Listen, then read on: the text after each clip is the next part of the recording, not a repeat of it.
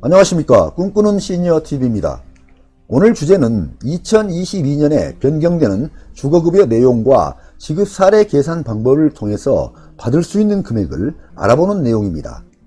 2022년 급여별 선정 기준입니다. 주거급여의 경우 기준 중위소득 46% 이하에 대해서 지급을 하게 되는데요. 2021년보다는 2022년에 약간 인상이 되었습니다. 1인 가구의 경우 89만원 이하, 2인 가구 149만원, 3인 가구 192만원, 4인 가구 235만원 이하에 대해서 선정 기준 금액을 적용하도록 되어 있습니다. 그리고 2022년 임차 가구 기준 임대료를 보겠습니다. 임차 가구 기준 임대료는 1급지부터 4급지로 구분을 하게 되는데요. 1급지는 서울, 2급지는 경기 인천, 3급지는 광역시, 세종시, 수도권의 특례시, 4급지는 그 외지역이 되겠습니다. 그리고 가구별로 구분이 되게 돼 있는데요. 1인 가구의 경우 서울 1급지의 경우에는 32만 7천원, 2인 가구 36만 7천원, 3인 가구 43만 7천원, 4인 가구 50만 6천원, 5인 가구 52만 4천원, 6인 가구 62만 1천원으로 기준 임대료가 정해져 있습니다. 주거급여는 급지, 가구 원수에 따라서 받을 수 있는 최대 금액이 위의 표와 같이 달라지는데요. 이를 기준 임대료라고 합니다. 이러한 기준 임대료는 주거급여 수급 대상자인 분이 최대로 받을 수 있는 금액을 뜻합니다. 그러므로 실제 월 임대료가 기준 임대료보다 적거나 소득이 기준 금액을 초과해서 생계급여 대상이 아닌 분들의 경우에는 받을 수 있는 주거급여가 기준 임대료보다 적어지기도 하고, 때로는 1 내지 2만원 정도의 적은 금액만 받는 경우가 생기기도 합니다. 그럼 지금부터 주거급여를 얼마나 받을 수 있는지 급지별, 가구 원수별 사례를 계산해보고 알아보겠습니다. 첫째, 월세 사는 생계급여 수급자가 받는 주거급여는 어떻게 계산될까요? 사례를 보겠습니다. 서울 지역에 살고 있고요. 1인 가구이면서 월세 40만원입니다. 그리고 보증금은 없습니다. 여기에서 실제 임대료를 계산해 보니까 40만원이 나왔습니다. 보증금이 없기 때문에 월세를 그대로 계산을 한 것입니다. 그리고 기준 임대료는 서울 지역 1인 가구의 경우 32만 7천원이 됩니다. 그래서 실제 받을 수 있는 금액은 실제 임대료 40만원과 기준 임대료 32만 7천원 중에 적은 금액인 32만 7천원을 받게 되는 것입니다. 다음은 전셋집 사는 수급자가 받는 주거급여는 어떻게 계산하나요? 이런 내용인데요. 전셋집 실제 임대료는 보시는 바와 같이 보증금에서 4%를 곱한 다음에 12개월로 나눠줍니다. 이 금액이 바로 월별 실제 임대료로 산정이 되는 것입니다. 그렇다면 사례를 보겠습니다.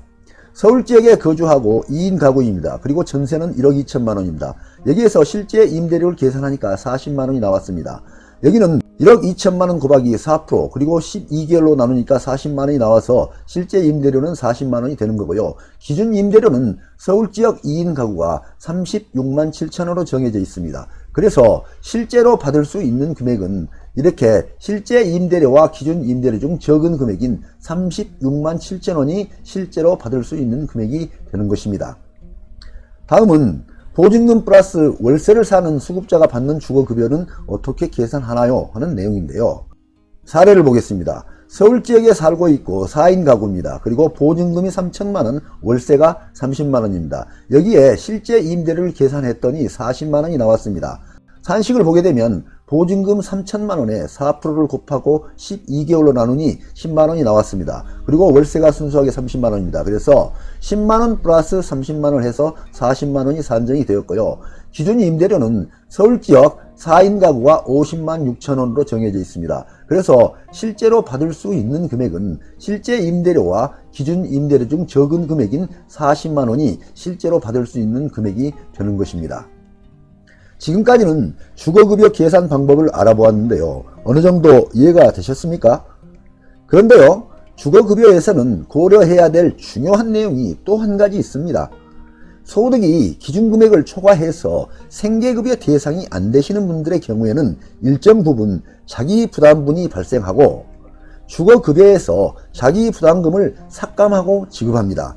그래서 1 내지 2만원 정도만 받게 되는 분들도 생길 수가 있다는 것입니다. 그러면 자기부담분에 대해서 알아보겠습니다. 자기부담분은 자기의 소득 인정액이 생계급여 선정기준 금액보다 더 많을 경우에 발생되는 금액인데요. 이는 주거급여에서 자기 부담분을 마이너스하게 되면 실제 지급액이 됩니다. 그렇다면 여기에서 자기 부담분은 어떻게 계산되는지 보겠습니다. 자기의 소득 인정액에서 생계급여 선정기준금액을 산정한 뒤에 그 차액에 대해서 30%를 곱하게 되면 자기 부담분이 나오게 됩니다. 사례를 보겠습니다. 서울지역 거주하고 1인 가구이면서 전세 1억 2천만 원에 살고 있습니다. 소득 인정액이 89만 원입니다. 여기도 실제 임대료를 계산해 보니까 40만 원이 나왔습니다. 1억 2천만 원 곱하기 4% 나누기 12개월 하니까 40만 원입니다. 기준 임대료는 서울지역 1인 가구 기준 임대료가 32만 7천 원입니다. 그래서 실제로 받을 수 있는 금액은 실제 임대료와 기준 임대료 중에 적은 금액인 32만 7천 원을 받을 수 있는데요. 여기서는 소득 인정액이 89만 원이 되기 때문에 따로 자기부담금 9만 3천 원이 발생이 됩니다. 그래서 이 금액을 마이너스 하게 되면 실제로 받을 수 있는 금액은 23만 4천 원이 되는 것입니다. 여기서 자기부담분은 소득 인정액인 89만 원에서 생계급여 선정 기준 금액인 58만 원을 마이너스 한 다음에 이 차액에 30%를 곱하게 되면 9만 3천 원이 나오게 됩니다. 주거급여 자기부담분에 대한 내용을 어느 정도 이해하셨습니까? 계산 방법이 상당히 어렵긴 한데요. 해당되시는 분들께서는 참고하시기 바랍니다. 다음은 청년가구 주거급여 분리지급에 대해서 설명을 드리겠습니다. 주거급여 제도에서는 또 한 가지 중요한 지원 제도가 있는데요. 그것이 바로 청년가구 주거급여 분리지급 제도입니다.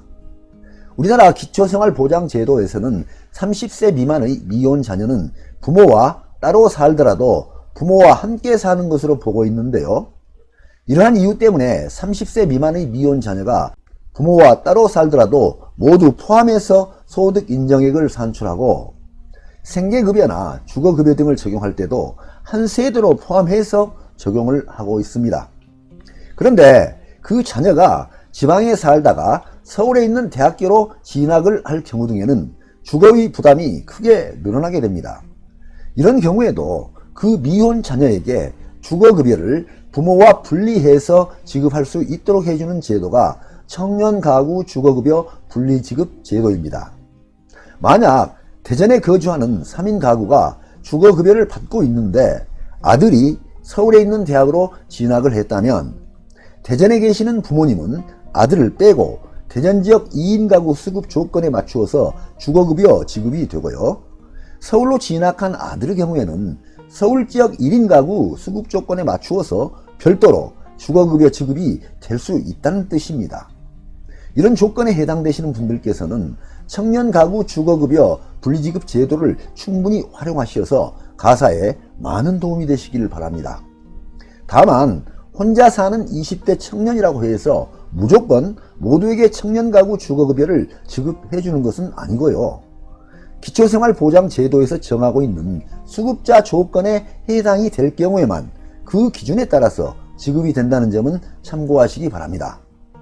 네, 오늘은 2022년도 주거급여 제도 변경 사항과 지급금액 계산 사례에 관한 내용을 살펴보았습니다.